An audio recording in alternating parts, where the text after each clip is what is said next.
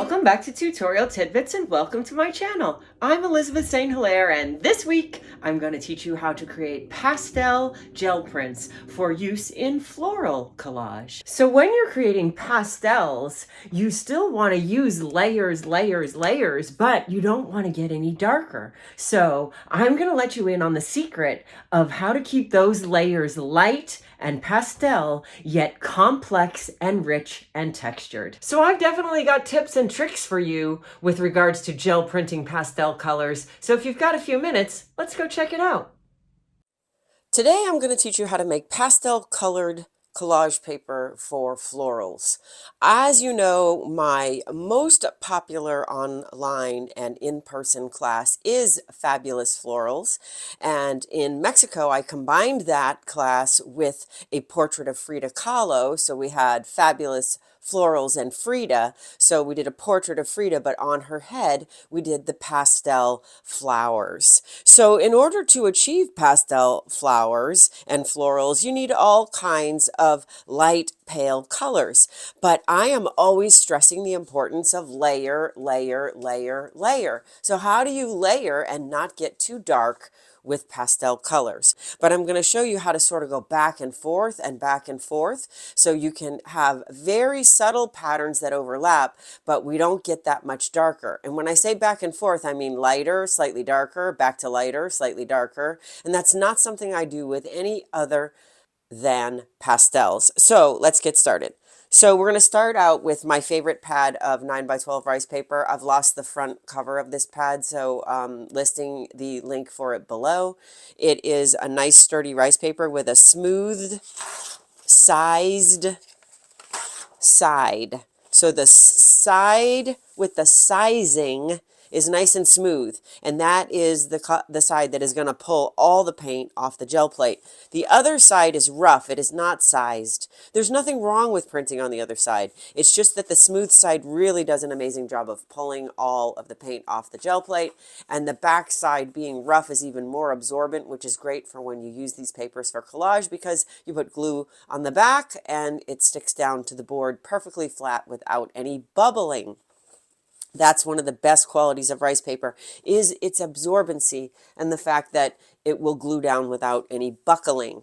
Okay, so I am going to make pink today, and I am going to make pink with quinacridone magenta and titanium white. In order to make peach, you would use pyrrole orange and titanium white. In order to make really pale yellow, you could use any yellow that you have. I like cadmium yellow with titanium white. You can make pink also with permanent magenta, but I find that more people have quinacridone magenta. Permanent magenta is a little bit more towards red. I don't really like cadmium red with titanium white as pink. I think the magenta makes a far nicer pink. You can also make a pastel purple or violet with dioxazine purple and titanium white. So the process for all of those pastel colors is going to be the same as this, just a matter of mixing different colors. So the first thing we're going to do is make two light colored solid base sheets. So white is an extremely weak color. It's going to be overpowered by just about everything you add to it. So when adding quinacridone magenta, it's a minimal amount that we're going to add to create a light pink. So I'm going to put out a couple of dots of the quin magenta and then add white. Because remember, you can always add more magenta, but you can't take it out of the mixture. And the last thing you want to do is keep adding and adding and adding and get way too much paint on this plate.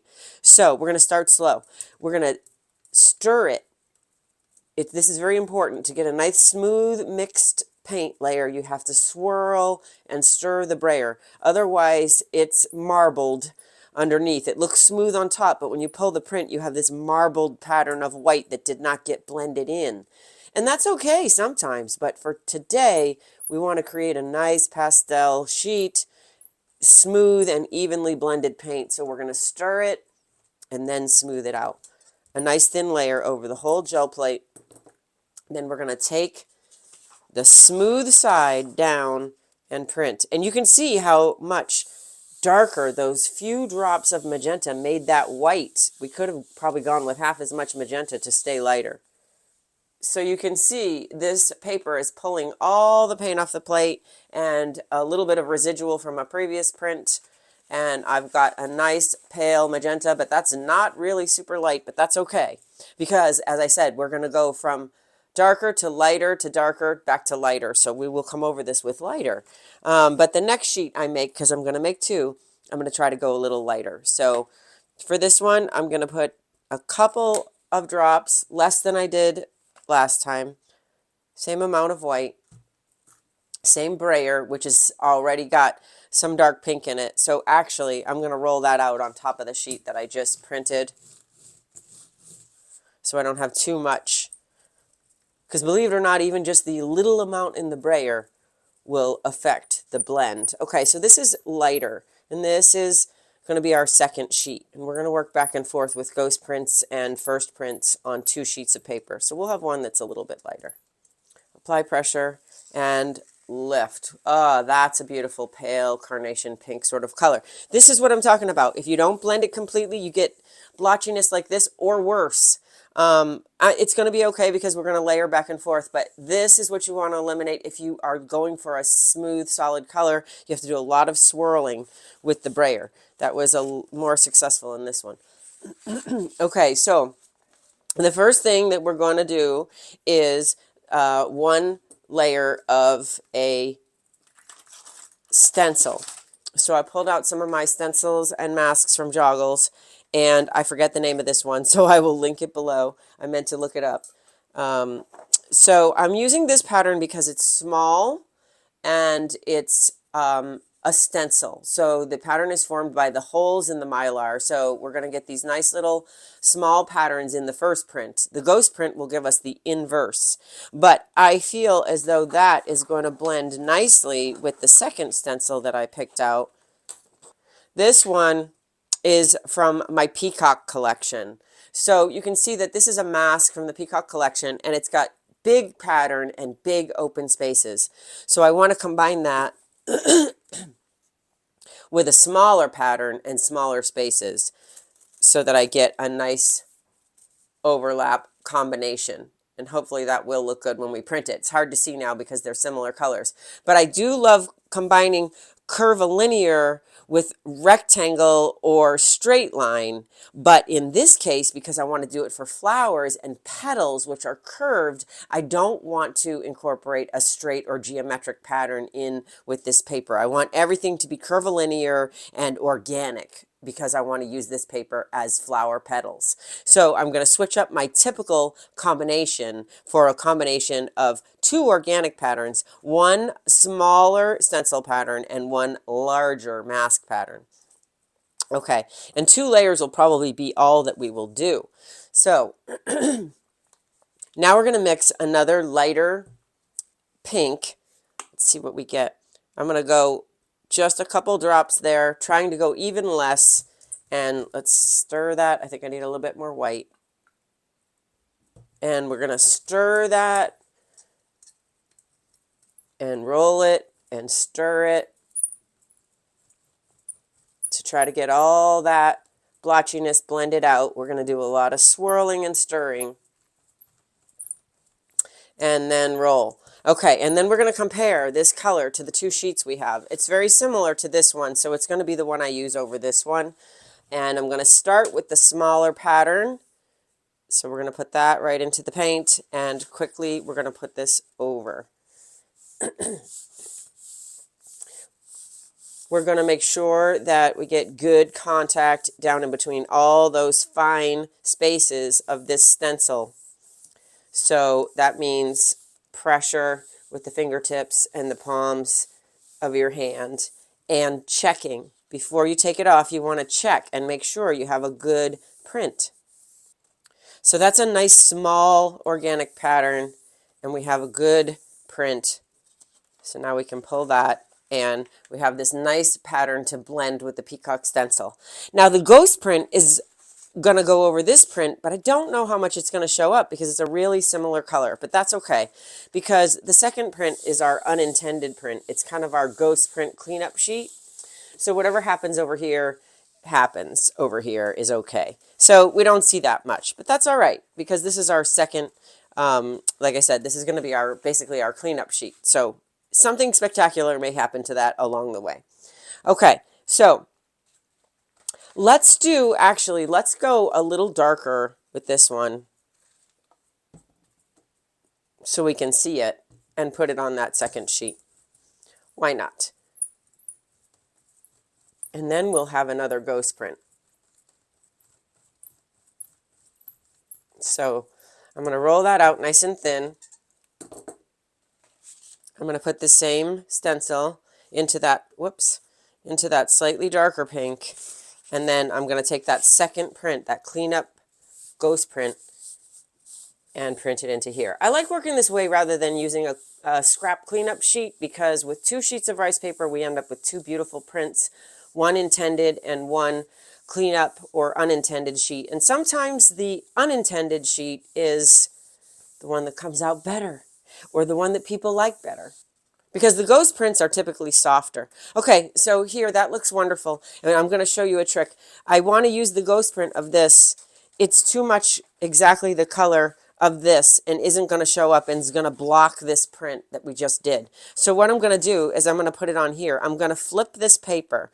So it went like this for that pattern, this pattern to match up there. So I'm going to flip the paper. This is important. Make sure you flip the paper. So now we're going to put the ghost print over the first print, but in the opposite direction. So we're going to create a layer here. Look at that. So this is always an option for you. You get an immediate double layer pattern by putting the ghost print over the first print by flipping the paper in the opposite direction. Okay, so now our cleanup sheet is already more interesting than our intended sheet. See how that happens? Okay, so now we're going to go in with the peacock stencil. So I'm going to go back in with white and a little bit of magenta, and my hope here is to get a little bit darker. So we went lighter than the base sheet, and now I hope to go a little darker. The blending of lighter and darker takes some practice. And like I said, start slowly with the magenta, because you can always add more, but you can't take it out. And if you keep adding white to dilute it down, you're going to end up with way too much paint on the plate. Okay, so that is about the same color as the original sheet. So I'm going to have to add a little bit more magenta. And now I'm going to put that in here and print that over our first sheet. And that looks really cool. Look at that, layering with the pattern underneath. So we've got a lot of paint left in there. And I think that's going to be a lot of paint for this. I'm actually going to get another sheet of rice paper here because I want to clean out more of the paint in between. So I'm going to use another sheet of rice paper and set this aside for another layer. Now we have a good ghost print. And that ghost print is going to go over this beautiful pattern layering. Now this one is still more interesting than the first one. Now we're going to leave that there. We're going to add white. We're going to take the brayer with just the pink that's in the brayer now and the pink that was left behind. And that's all the magenta. We're not adding any new magenta. We're just using what's there. And we're going to create a lighter layer of pink. So a little bit more white. Resist the temptation to put tons of paint on there though, because then you saw what happened with my last layer. It doesn't all come off. But we've got that third sheet going now. Okay, so I'm going to come back to the first stencil again and put that over the peacock pattern. It's under it, and now it's going to go over it. Ooh, look at that. That is beautiful. Like I said, there's more paint, and white likes to stick to the plate a little bit. White doesn't always peel right off because of the titanium that's in it. So we've got another layer there. Oh, that's beautiful. You know what I'm going to do? I'm going to flip this in the opposite direction and print that pattern again and see if I can pull out some more paint. Flipping and reprinting is a wonderful way to get an immediate second layer. Okay, look at that. Now, look at that. That is just a beautiful combination of pattern and color. We've got the ghost print here that's pretty good, but still has some paint in the middle. So I'm going to grab that third rice paper sheet and just pull some of that out like I did with the other one. And it's not super successful because of the titanium white, but we'll get out as much as we can. Okay, and then we're going to lift that and print that ghost print on that second sheet. So that's pretty heavy coverage with that ghost print. It's pretty much blocked out our peacock print and other stuff that was going on underneath it. So that's the effect that you get with the ghost print of something with small holes in the pattern. It leaves behind a lot of solid plastic in the background. But not to fear. We're going to come back in here. We're going to put little magenta. We're going to use whatever we've got in the brayer here. Let's swirl that around and see how dark that comes up. That's a little dark, but what I'm going to do is come back with the peacock stencil, and I'm going to put this ghost print down in there, and I'm going to touch it really lightly, and get just a little bit. Then I'm going to flip it and touch it really lightly. So this is a different kind of pressure. I'm not trying to get the full pattern here. I'm just going to go light and get just like a ghost impression of it, like just a little bit. So now that's breaking up that large area of light. Okay, so now we still haven't pulled a full print. So we're going to come in here now with that second sheet, and now we're going to apply the pressure to get what's left down in there. And we're going to have a look before we pull it up. Ooh, look at that. So now we get an interesting print because some of the paint was already pulled out of it. Oh my goodness, these glorious layers. Look at that. I think this one is done. It's pastel, but it's not super light. So let's call this a medium value. Although we could lighten it if we came back with that peacock print on top again, lighter. We've got another ghost print. We could put that on this one. There we go. So now we've got this real painterly print, soft painterly print, and a more graphic print. So we've got two that are medium, sort of medium value. So I'm going to keep this one as a medium value, and I'm going to figure out how to make this one a lighter, more pastel sheet. So I'm going to take the pink that's in the brayer, just the pink that's in the brayer, and the pink that's left behind on the plate, and I'm just adding white, titanium white. And I'm swirling around, and I'm putting down a nice thin layer. And now I'm going to take the ghost print, that ghost print second unintended sheet, and I'm going to put it on right on there, and again with the very light touch, barely touching it to get it to lift up and get lighter pastel. So now, I know that blocked out a lot of that patterning, but we are trying to bring it back to a light pink sheet, so we have to be willing to let that happen. So there's more light, even more light. And I'm going to come back in with that same stencil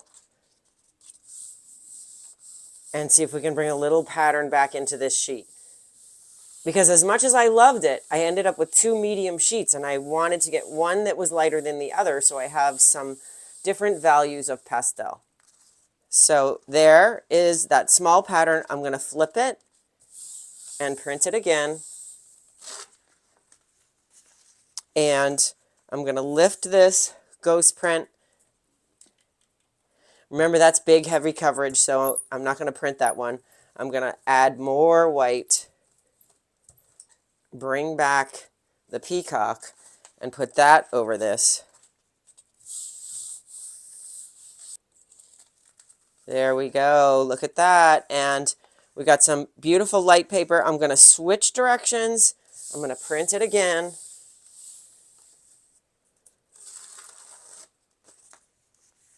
And I've got some beautiful light peacock paper. I really want to interrupt that pattern a little bit. I have a nice ghost print there. I'm tempted to put it on this one, but I think it would be too bold. I'm going to keep this as the beautiful pink layers that it is. I'm going to come back in with a little bit of magenta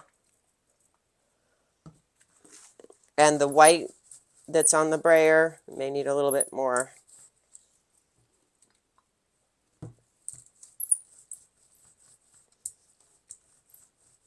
Okay, we're making a color that's just a little bit darker than that. We're going to come back with this stencil again so we can interrupt the peacock pattern.